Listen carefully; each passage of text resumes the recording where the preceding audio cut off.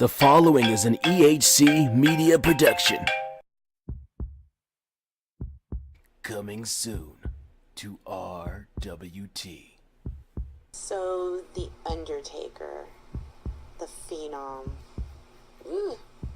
versus Triple H at the Super Showdown in Australia. A new kind of show from a voice you've never heard. Randy Orton, the Viper, and the Legend Killer. What more do I have to say? Now that she has arrived, the podcast evolution has begun. My name is Moni, and I'd like to welcome you to Wrestling Nerd Chick Podcast.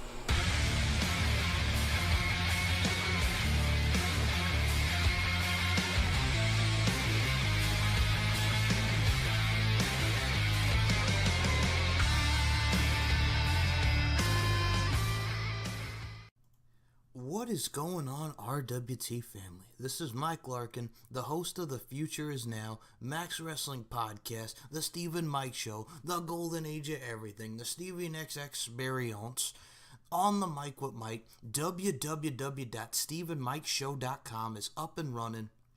TalkinWrestling.com is going to be in the future. I am a podcaster. I love what I do, and I love talking to each and every one of you. And I got to give a personal shout out to Micah Biza. Micah Biza, I saw your comment on the RWT YouTube page, talk about the Future Is Now, and that you watch both main events, and I'm glad I got some feedback on that. And shout out to Amir also for sending me the screenshot, because then I had to go onto the YouTube page as well and say, Mike, thanks a lot. I really do appreciate that. I'm telling you right here, right now, I appreciate that, dude. And God bless you, and just have a great night and be well. Everybody in RWT and the Max Wrestling podcast groups, respectively, be well. But I digress, because this week, we're talking about another edition of 205 Live. 205 Live, which was main evented by Mustafa Ali versus Hideo Itami, the grudge match. And NXT, which was main evented by Tommaso Ciampa, taking on one half of Heavy Machinery, Otis Dozovic, and what was actually a pretty good, solid contest. We're going to talk about both shows right now. Here it is, guys, episode 13, The Future Is Now, and we're going to start off with a little 205 Live.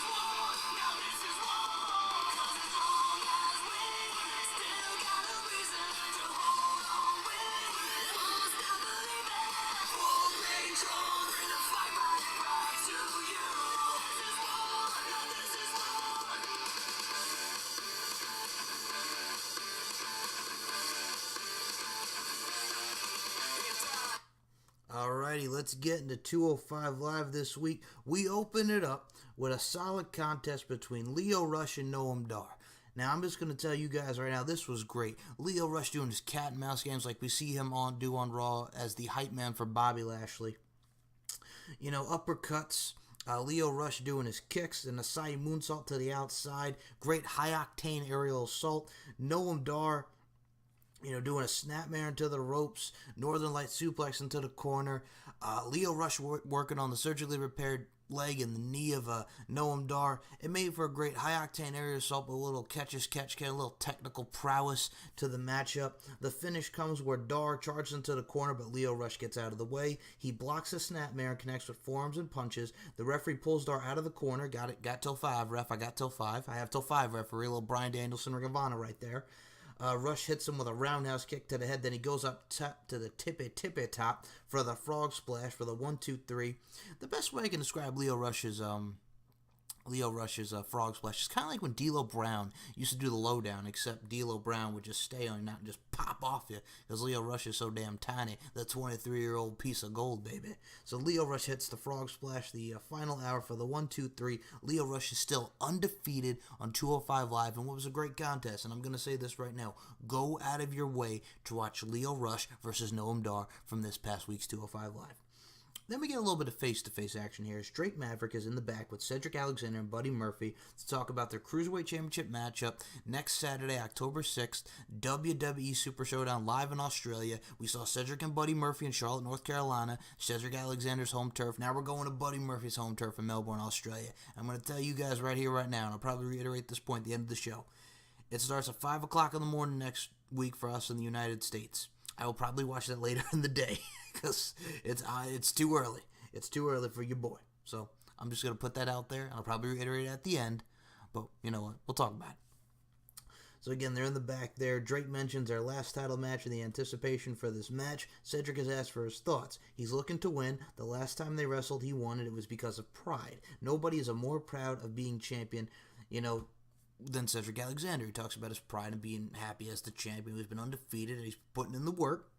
Then Buddy Murphy retorts back with, he mentions that Cedric had all the advantages being in his hometown, but he came this close to winning. Cedric says excuses won't help Buddy. Buddy says he will not need excuses when he becomes the next Cruiserweight champion in Melbourne, Australia. Nice little build and a nice little face-to-face going into their matchup next week. Then we come back with Brian Kendrick against, we didn't even get the guy's name, because Brian Kendrick, hot damn, Brian Kendrick just came out the gate. The bell rings. He kicks him, hits him with a big boot. Then he applies the captain's hook submission, and immediately the dude taps out. It was literally kick, captain's hook, done. Brian Kendrick gets the win. Afterwards, Drew Gulak attacks the dude with a Saito suplex, punches in the corner, hits a running knee on the apron, and he just beats up Brian Kendrick's opponent. And then Kendrick throws him out to the floor, and that was the end of that segment. Gulak is still pissed about the whole Cruiserweight Championship matchup from last week, so let's see where all this progresses with Gulak, Kendrick, and Gallagher. After this, we have Mustafa Ali in the back, and he says that the definition of insanity is doing the same thing and expecting a different result. Every time with Hideo Itami, it has ended the same way. People see Hideo Itami's path of destruction, and they come to Ali to stop him. And that sets up for our main event. After this, but before we get to the main event, guys, we have TJP's in the mask. He says that people accused him of disrespecting Lucha Libre by removing Lince Dorado's mask, but he wrestled for years in a mask. Which is true. In Mexico, if you think of him as Manic / Suicide in Impact Wrestling, at the time was TNA. There you go. TJP says he did not care about it then, and he does not care about it now, showing disrespect and being disrespectful to the Lucha Libre lifestyle and Lucha Libre style of wrestling. The mask is very sacred. He does not care about people wearing a Halloween mask to the ring. All he cares about is making people tap out, and next week he will do it to Kalisto. So there's your first match announced for next week. It is going to be TJP versus Kalisto one-on-one. And then we find out next week we are also going to get Jack Gallagher going one-on-one with Akira Tozawa. So that should be very interesting as well. And that brings us to our main event. Mustafa Ali versus Hideo Itami, the grudge match. This was just Mustafa getting his hands on him. He hits the face buster. Hideo Itami with the kicks, doing the respect me. The best is when they go to the outside.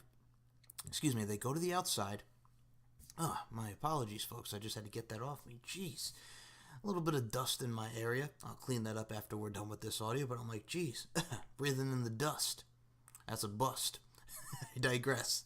So, like I mentioned, the kicks, Hideo Itami being the great heel that he is with the whole respect me, Mustafa coming back on the offense, Hideo DDTs him, Mustafa Ali DDTs him, it's back and forth, they go to the outside, he comes off the steps, Hideo catches him with a kick, he's kicking him on the outside, throwing him into the barricade.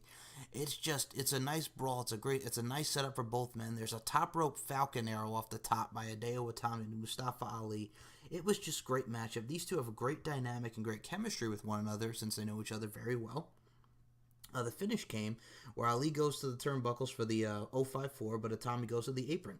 Ali goes to the turnbuckles and hits a 450 splash onto Itami on the apron. Both men fall to the floor after the impact, and the referee makes the count, and neither of them can get up to the count of 10. So the finish ends with a double count out between this, and obviously we're going to progress and we're going to get another match out of this. After the match, the referee calls for help. Here comes Drake Maverick. He comes out and he asks for some medical assistance for Ali and Itami, and that's the end of the show. Both men are laid out. It's a double count out. They beat the crap out of each other. There was no decisive winner, so what are we going to do now? I'm looking forward to see where this goes. It's going to progress. Go out of your way to watch Mustafa Ali and Hideo Itami. The Kendrick thing was just an angle just to set up Gulak and his dominance there. Go out of your way to watch Leo Rush and Noam Dar. So go out of your way to watch the two main matches, not the Kendrick match, because it's like I said, it's two moves and you're done. It pretty much did what it needed to be, but I mean, you could skip that. Just watch Leo Rush and Noam Dar. Watch Mustafa Ali and Hideo Itami, the two main matchups from this week's 205. All in all, solid show, and yeah, that's your 205 for the week. That is going to be your 205 for the week. I'll talk about, obviously what we're going to talk about next week and all that as far as both respective shows go. But before we do that, now let's talk about tonight's edition of NXT.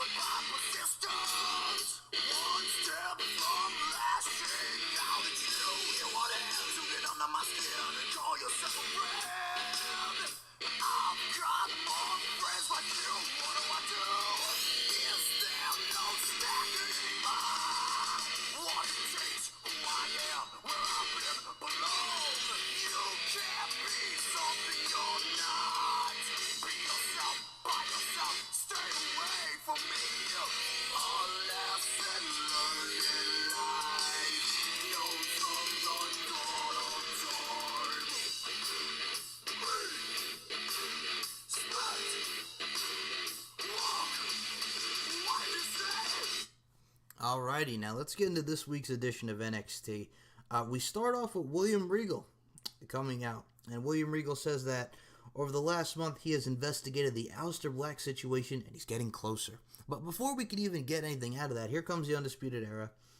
Adam Cole, Bebe, says, "There we go, here we go again. It's the same routine. You come out each week and not do your job and act like Sherlock Holmes. Aleister Black was put out of commission a few weeks ago and he's still out. That is on you, William. You should make sure that these attacks do not happen again." Then Roderick Strong asks, "When will you deal with the War Raiders? The champion should not have to deal with these cosplay Vikings." Kyle says he does not feel safe. William Regal comes back and he says, "It's interesting that you three interrupt when he brings up the investigation." Adam Cole wants to know what is Regal implying. Cole says that you were trying to protect the War Raiders and Ricochet. Cole says that Ricochet is ducking him. You give Pete Dunne a championship matchup. Adam tells Regal he wants his rematch and he wants it right freaking now. Regal tells Adam that you never asked for a rematch. In fact, you wanted Pete to soften up Ricochet before asking for your rematch. Then you got involved in their match last week. You thought you could get one by him because of the Aleister Black investigation. You will not get your title match now because it is not fair right now. You also kept Pete Dunne from winning last week, and that is not fair. So in 2 weeks' time, you will get your shot at Ricochet and Pete Dunne in a triple threat matchup. And then he tells Kyle O'Reilly and Roderick Strong that in 3 weeks, they will defend the tag titles against the War Raiders. 2 exciting matchups coming. Then here comes Johnny Gargano. He's going to be facing Tony Nese of 205 Live next week on NXT. He says he finally feels good about something. He's asked what was he sorry for when he lost to the Velveteen Dream. He apologized for not winning the title from Champa, and now he's seeing clear. You have to be knocked down lower than you ever have to get higher than you ever have. He is not someone to whine and complain. Next week, he becomes the man he wants to be. We see Johnny Gargano and Candice LeRae walking. And out of the blue, here comes one of my favorite heels and one of my favorite talents on the NXT roster, Miss Lacey Evans, the lady of NXT. She confronts Candice LeRae and Johnny Gargano. She says that a real lady and a good wife would fight beside and defend her husband no matter what. And then Candice tells Lacey not to walk away, and she says, how dare you? And she wants a piece. Johnny Gargano keeps, trying to hold back Candice like she's not worth it. No, I'm not going to let her talk to me like that. So there was the dynamic there, and obviously it's going to lead to a matchup, which they didn't say for next week, but I know it's coming. We're going to see Lacey Evans versus Candice LeRae, and I'm fine with that. I've liked Lacey Evans since she first came into NXT. She was in the inaugural Mae Young Classic. I liked her as a face, but she's great as a heel. The great bitchy, I'm the lady of NXT, honey. I'm a real lady. I'm a real woman. Yes, I got the women's right. So it's that type of dynamic. Then we get to a video package on Lars Sullivan. Velveteen Dream's doing a photo shoot, and he walks away from the interviewer. She walks away, and then Kathy Kelly, whereas asked about, he stole the show in Chicago and Brooklyn. Do you want to talk about how he beat Johnny Gargano? He goes, Queen Kathy.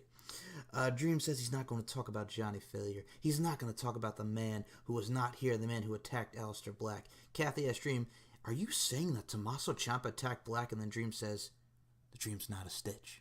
He's not a snitch because snitches get stitches. Okay, he didn't say snitches get stitches, but he practically was saying that. So he's not a snitch. We're going to see where that develops. Velveteen Dream accusing Tommaso Ciampa being the one to take out Aleister Black. That brings us to our next matchup. The matchup that comes is, oh my god, what the hell's wrong with me? Lars Sullivan, duh, I just had a brain fart. Lars Sullivan takes on Victor Orchant. This was a squash. Sullivan just friggin' beat the crap out of him with forearms. Hits him with a power slam, a pop-up power slam to be exact. You just build him after build him after build him after build him. Then he rolls out of the ring, Orchant. Then here comes EC3, and Lars Sullivan gets the DQ win. EC3 takes Lars Sullivan out for attacking him backstage, and just, EC3 insinuating Lars Sullivan did it. So, I mean, come on. You knew where it was going. So EC3 and Lars Sullivan's going to happen next week on NXT. Lars Sullivan gets the disqualification victory over Victor Orchant here thanks to the EC3 interference. William Regal's asked about the Aleister Black investigation. He says he has narrowed it down. Nikki Cross comes out the office. She says she wants to play with Bianca again. William says he will take it under advisement. Nikki says that she knows as she walks away. William says that Nikki could tell you where the Loch Ness Monster Bigfoot is. Nobody knows what Nikki knows. So obviously we're going to continue the feud since it was a very indecisive finish. Nikki Cross and Bianca Belair. I enjoyed that matchup, and I think they both have great chemistry. Bianca Belair, who, for guys that don't know, we're going to talk about the Street Profits next, so that is Montez Ford's wife. Bianca Belair, for someone who was in the inaugural Mae Young Classic and has been in the business for a very short time, she is really good. And I really am looking forward to seeing another matchup between her and Nikki Cross. Nikki Cross was amazing. Go out of your way to check her out in ICW and all those UK promotions. Tremendous competitor and just overall just an awesome person, man. I dig the craziness about her. I think she's good. She adds a great dynamic to NXT, and Bianca Belair's undefeated. So again, great dynamic, great chemistry between the two. That brings us to Montez Ford and Angelo Dawkins, the Street Profits, taking on Shane Thorn and Nick Miller, the Almighty. This was good. Right out the gate, they just brawled. They did their thing. Montez Ford and Angelo Dawkins. Montez Ford showing his athleticism. Angelo Dawkins taking down the Almighty because they even stole. They had their jewelry. They had their cup. Possession is 9/10 of the law, but dang, man, just taking it from the Street Profits like that.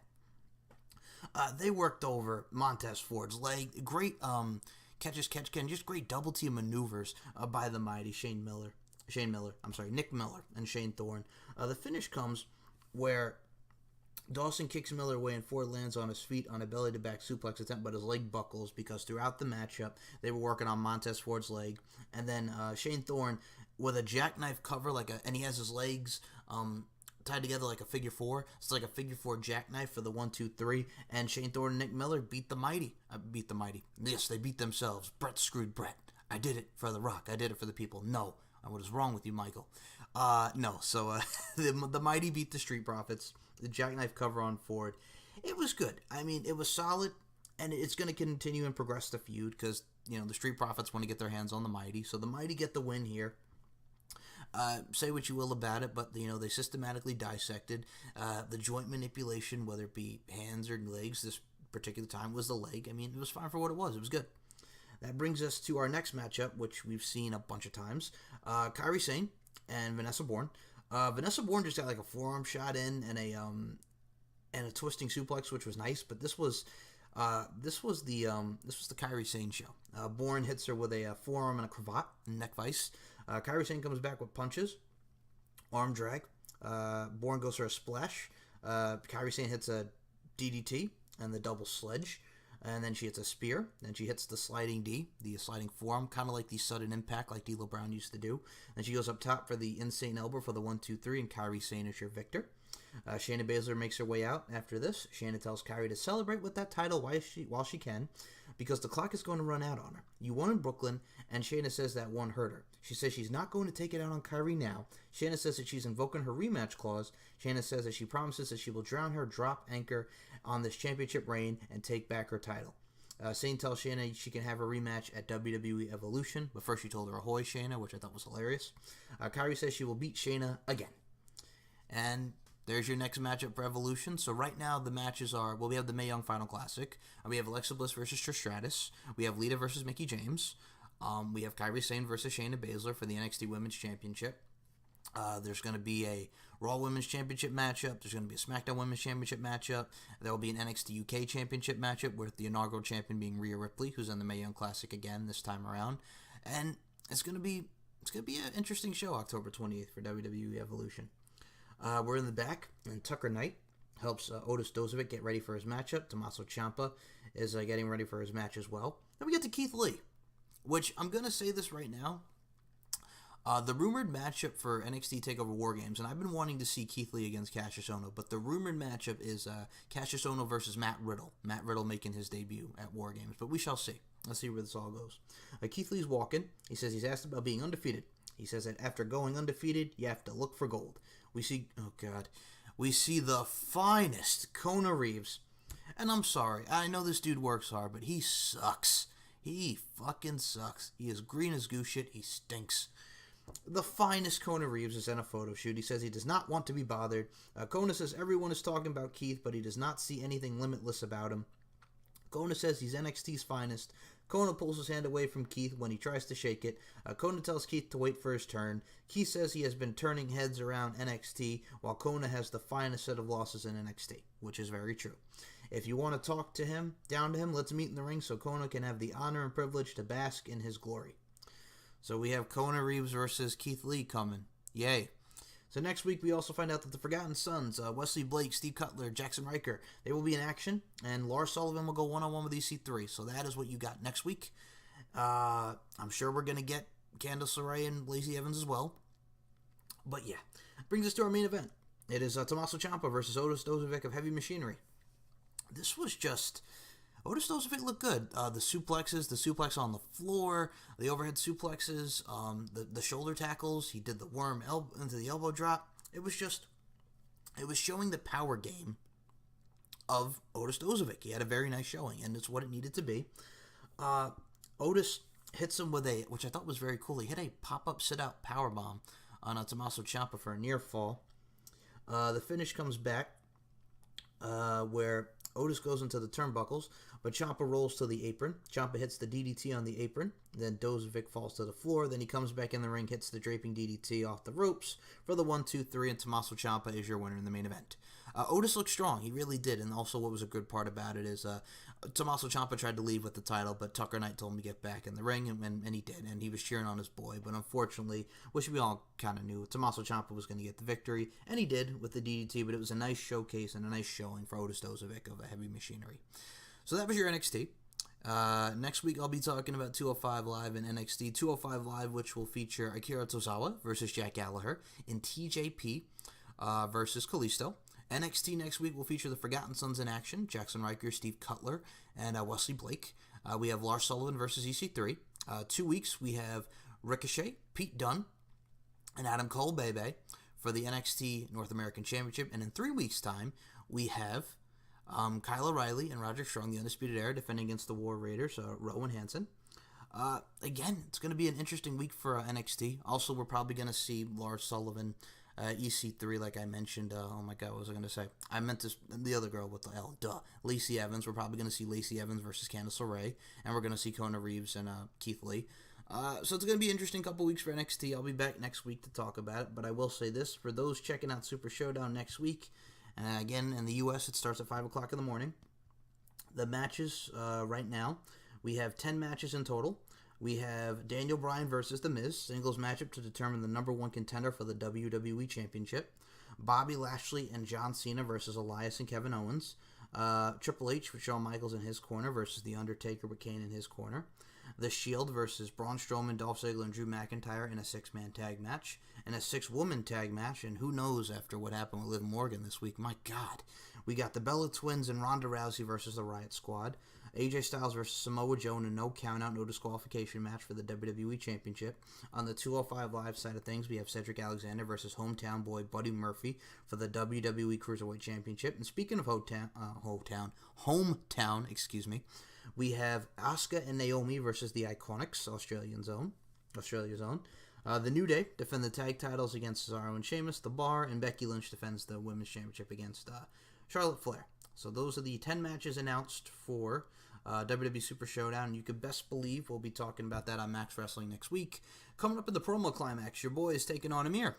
Shout out to Amir Blackbane Costello. I thank you each and every week for allowing me the platform and the forum to talk about 205 and NXT with the Future Is Now, 13 episodes in. I look forward to going head-to-head with you in the promo climax. It's a little different now because I don't hate Amir. Amir and I are friends. I think he's a great person. I know he thinks very highly of me. De Niro, he just fucking sucks. So it was very easy to do that for De Niro. What else do we got? Oh, check out RWT on Facebook, the Facebook group, the Twitter, RWT Podcast, and all the links in the YouTube as well for RWT. They'll be in the description. Check out Max Wrestling UK on Twitter, the Facebook Max Wrestling Podcast Interactive Group on Facebook, Instagram, the whole nine. StephenMikeShow.com, check it out. Check out the SoundCloud, MC Larkin92 on my end, SM Show 1 or MCL92 on Twitter. I got a lot coming in the works. Just thank you guys as always for listening to this. I do appreciate it. And just check out RWT. It's a lot of great things. We got the Wrestling Nerd Chick podcast coming with Moni Lynn. Shout out to Moni. She's going to be doing her thing there. She's taking on Dave Burnham in this week's promo climax. And again, next week is your boy against Amir. So guys, thank you so much. As I'm recording this, it is 3:35 in the morning. So I will get this out, get this going for you guys, and be sure to tune in to next week. I'm already 13 episodes into this. RWT doing The Future Is Now. Episode 14 is next week. NXT 205 Live. The Future Is Now. I'm going to go to bed. That's what my future's saying. Future's saying, Mike, go to bed. I know. So I'm going to go to bed. God bless y'all. I love y'all. Much love to RWT. Much love to Max Wrestling Podcast. And much love and respect to each and every one of you. Friends, be good to one another. God bless you. Unity is key. And just thank you all so much for listening. I will talk to you soon. And everyone have a great night.